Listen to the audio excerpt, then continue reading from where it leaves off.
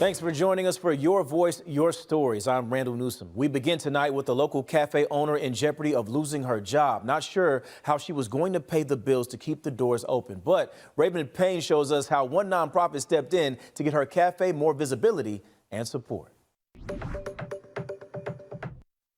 Natasha Brown Wainwright was worried she'd have to close her Baltimore cafe. Well, that's until hope and opportunity came knocking at her door.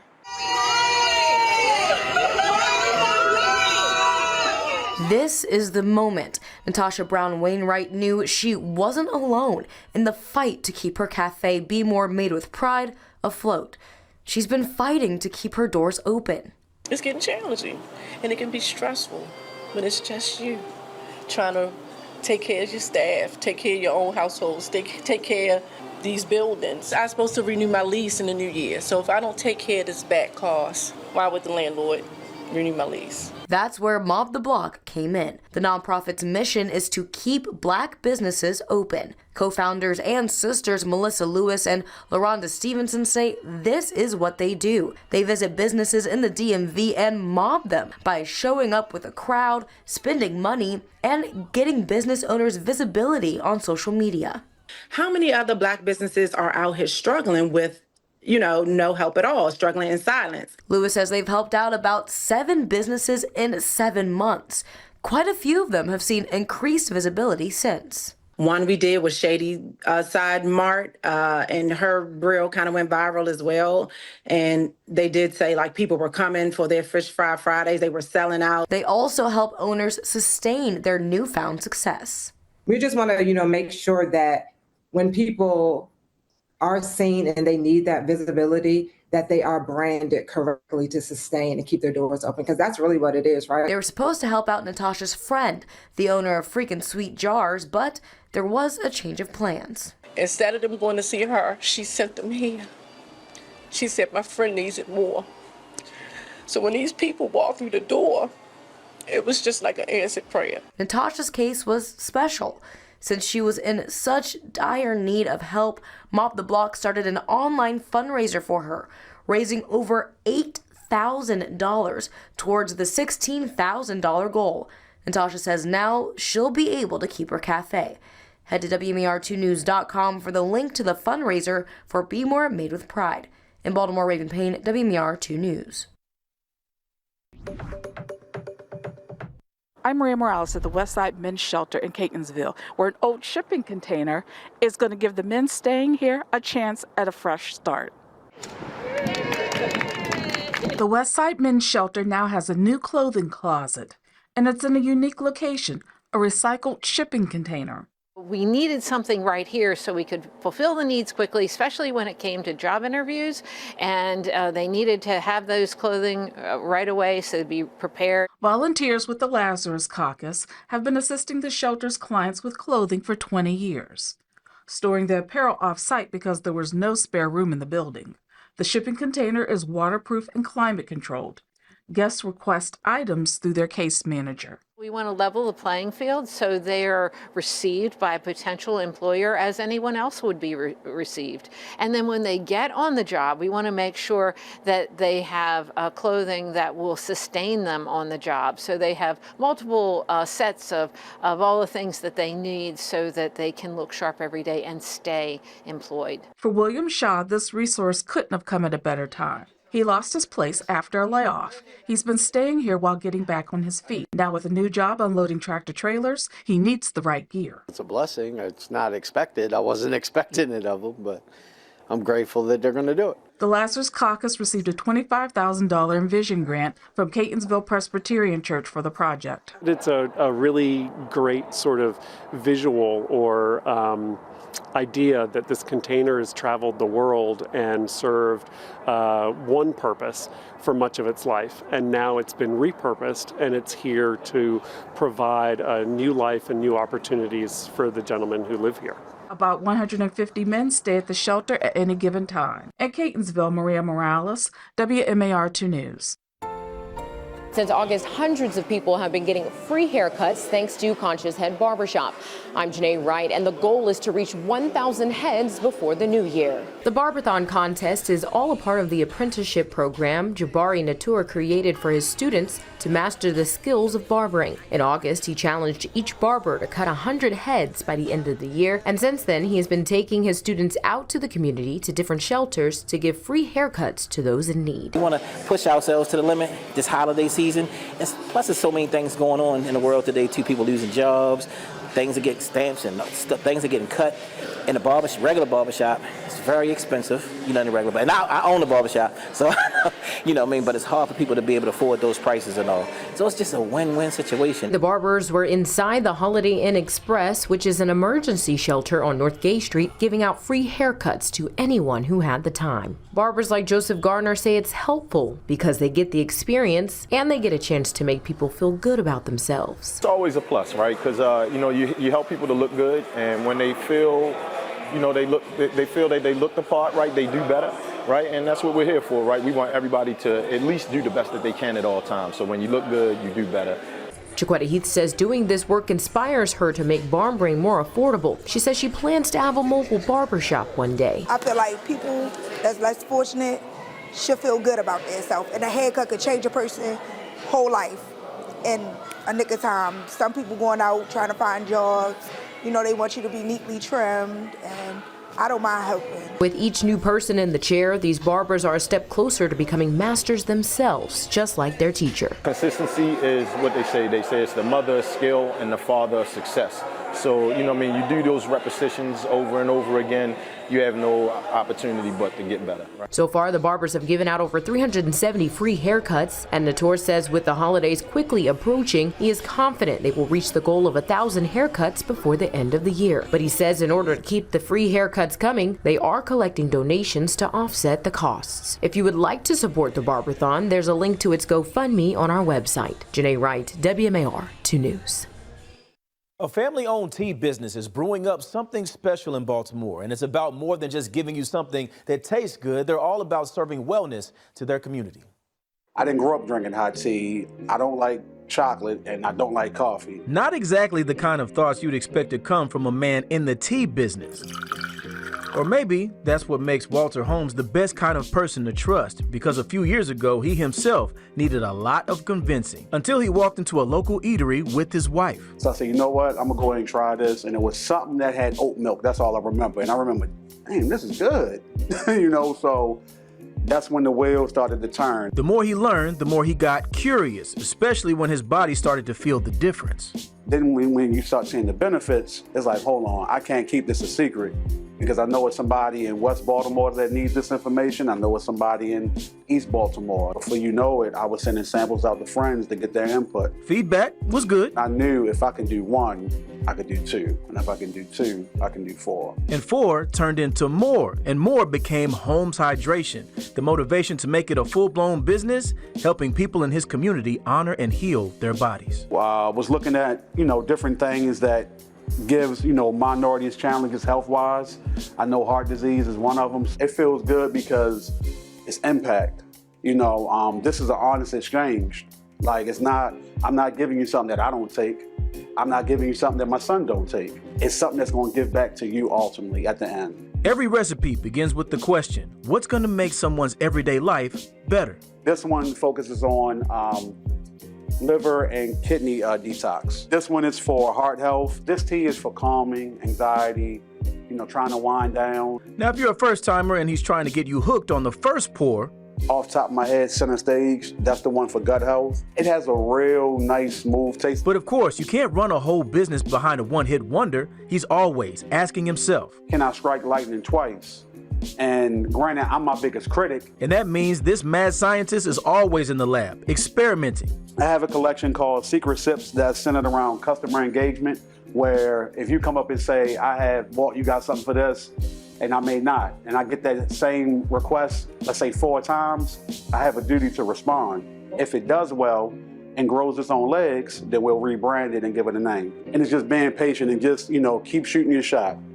You miss 100% of the shots you don't take. The aroma draws you in. Then we have elder, which is just elderberry infused honey. The flavor keeps you. That honey was amazing. I came back.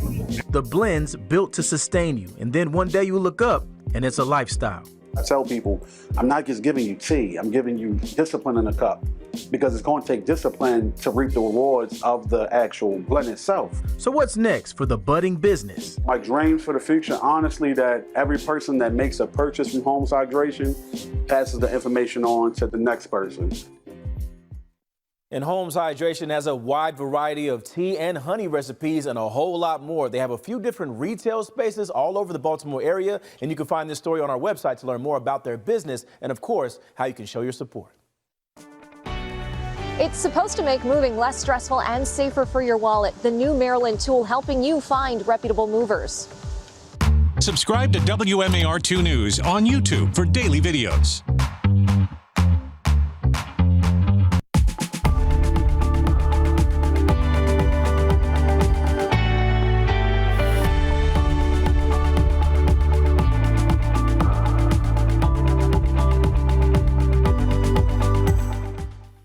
News, part of the Scripps News Group.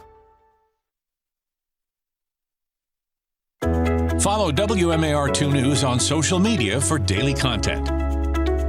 Welcome back to Your Voice, Your Stories. Residents in Western Maryland face high water and wastewater bills. It forces them to conserve and creates fear and anxiety over water access. WMAR 2 News' Jeff Morgan breaks down the avenues they're exploring to lower their bills for good. About 1,200 people here in Allegheny County are scared every time they turn on the shower or get a water bill in the mail. 513. The thing that I'm afraid of is it's going to come down to a choice of, do I lose my house? I'm going to get sick. We're going to get sick. I mean, there's all kinds of scenarios. Neighbors here are on a private water system owned by Maryland Water Service. We reached out to the company that owns them multiple times for comment. In an email response to our request for comment, Nexus Water Group defended their rates, saying they're regulated by the Public Service Commission. Public Service Commission has not only failed, it has failed miserably. Its job is to protect the consumer and balance the interest between the consumer and business. On the consumer end, it has not only failed, it has failed miserably. And we have to ask ourselves, who's watching those who are supposed to regulate the industry? They're our guardrail. We reached out to the Public Service Commission multiple times about the rates. In a statement, they said the most recent rates were lower than MWS requested, quote, under the Commission's mandate to set just and reasonable rates to allow the utility to provide safe and reliable service. Residents here are fed up. They're hoping their elected officials can help. Delegate Jason Buckle is the Republican leader in the Maryland House of Delegates. It's just been a failure of government in addition to these kind of bad acts by this company. The lawmakers in the region have asked Governor Wes Moore to declare a state of emergency. What I'd like to see happen is us to use the power of government, state and local, to put every ounce of pressure on this company to allow this water system to come into the Allegheny County public water system. The Office of the People's Counsel represents the people of Maryland in their fights against utility rate increases. They've seen private water companies across the state continue to get paid back for capital investments, typically with a 9% profit. Once those capital investments are approved, it's really hard to walk them back. The People's Counsel rarely sees rates go down once they increase for any of the utilities in our state. The customers can let the Public Service Commission know, but there are limitations on what the Public Service Commission can do outside of a rate case. Of course, there's always the legislature, so the legislature can do things to change the law and perhaps affect, what happens with water service. But, there aren't a lot of avenues available. For now, the people here are hoping their elected officials deliver on a solution sooner rather than later. I'd like to see the water company go away. They're just going to keep raising the rates, whether we like it or not. The Office of the People's Counsel is pushing for legislation to provide a better warning system to people buying a home on private water. Jeff Morgan, WMAR 2 News. And we did reach out to the governor's office. Senior communications strategist Ryan Lake said, we're aware of the senator's request and evaluating all options to offer assistance to residents.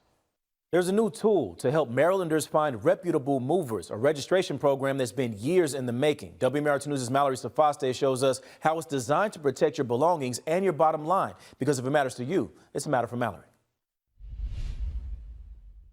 Most people don't move often, so you might not know how to find a good mover or your rights when something goes wrong. This new registry requires companies to supply information like insurance policies, saving you some of the work and hopefully creating a smoother experience. It's something we hear too often. A mover picks up your stuff, then it disappears, or they demand more money before dropping it off. It has been 35 days and we don't know where our things are. A $4,000 cello. China from my mother that we can never get back. The letters from my dead father, every single thing we own is in that load. These horror stories are why the Maryland Motor Truck Association pushed for tighter oversight back in 2018. The law passed the next year, but budget constraints kept it from being implemented until now, 6 years later. We were concerned about would this program ever get off the ground, but we're thrilled to see it finally take shape. Louis Campion, president of the MMTA, said the new rules are a win-win, protecting consumers from scams and rewarding legitimate movers who want to provide a good service. We're all about this. We fully support it. It brings some professionalism to the industry. The Von Paris family has been in the moving industry since 1892, and his company was one of the first to register. He admits it's extra paperwork, but worth it. It definitely is an extra hoop to go through, but it's worth it. It definitely is worth it. The barrier to entry isn't, it's not making it impossible to be a moving company, but it's preventing the bad actors. To register, movers must list their company and trade names, contact info, insurance carrier, and policy numbers showing liability and cargo coverage, plus proof of workers' comp for employees. Are they recognized by the state of Maryland with a tax ID number and a certificate of good standing that demonstrate that they're doing the things that you would want a reputable business to do? The regulations apply to moves within Maryland. For any that cross state lines, consumers can check for a license through the Federal Motor Carrier Safety Administration. Regardless of where you're going, it's important to understand your rights and know what to expect. At mandatory estimate, there are price caps in Maryland law. That, there is no carrier's lien in Maryland, so you can't hold a consumer's goods hostage or threaten to hold them hostage. The biggest thing we tell people to watch out for are lowball estimates. And you're never going to know if an estimate is a lowball if you don't get 3. Von Paris says the safest option is to get an in-person or virtual estimate and don't pay the full balance up front. We take credit card, cashier's check. So if a mover is saying that they won't take a credit card or it has to be money up front, definitely a red flag. Consumers can start searching the online database on or around December 1st, and movers have until March 1st to register before enforcement begins. In Baltimore, Mallory Safaste, WMAR 2 News. Now, you can face a $5,000 penalty for being an unlicensed mover, and Louis Campion says the registration requirement also gives consumers more power, allowing them to pursue compensation or even damages through civil court. If you scan the QR code on your screen, this will take you to Mallory's report. There you'll find details on how to search the database of registered movers, plus more tips on hiring a reputable company. And if you have a matter for Mallory, she wants to hear from you. Email her at mallory@WMAR.com or find her on Facebook and X. From uniform to UPS, I'm Sayera Williams, your Voice for Veterans reporter, and one Baltimore City Army veteran is still serving his community through business and mentorship. Like WMAR2 News on Facebook. Follow WMAR2 News on social media for daily content. Well, WMAR2 News is your voice for veterans, and tonight, Sayera Williams will introduce you to an Army veteran and Baltimore business owner who says he's still serving, just in a different uniform. For Army veteran Michael Phillips, every package that leaves this UPS store means more than just mail. It's a mission. I mean, it could be a medication involved, it could be a passport, it could be an application to a college, or you're returning a contract. So it's often quite more than just mail or just a package. Phillips spent 10 years in the U.S. Army, rising to the rank of major. He led paratroopers in the 82nd Airborne Division. Good morning. Thanks for calling UPS store. Today, he leads a team of employees across 6 UPS stores in Baltimore and Washington, D.C. The military, of course, is very systems and procedures oriented, and so is UPS. Whether it's loading a package card in a certain way, to loading a weapon, to moving a convoy from point A to point B. It's about training, it's about systems, it's about procedures. That sense of structure and service now fuels his business and passion for helping others who have battled addictions like drugs or alcohol, and he gives them a second chance. And then over 30 years, we've probably hired 10 to 15 employees that had some period of incarceration. So for me, it's important to give somebody another opportunity. And that's part how we've got loyal employees. Just giving somebody another chance. Phillips says he wants to offer them the same kind of trust and purpose he once found in uniform. Veterans are everywhere in the community. And again, just the work ethic and the fact that they put something above themselves in terms of achieving a goal as a team. This Veterans Day, Phillips hopes people remember service doesn't stop when the uniform comes off. To look around, if you know specifically they're veterans, thank them. They've in our case, as veterans, we've served our country. In Little Italy, Sayera Williams, WMAR 2 News. If you have stories you'd like us to cover, we want to hear from you. Email us at storyideas@wmar.com. And that's going to do it for us. Thank you so much for joining us again. Be sure to tune in again next week for Your Voice, Your Stories. I'm Randall Newsom. Have a great night.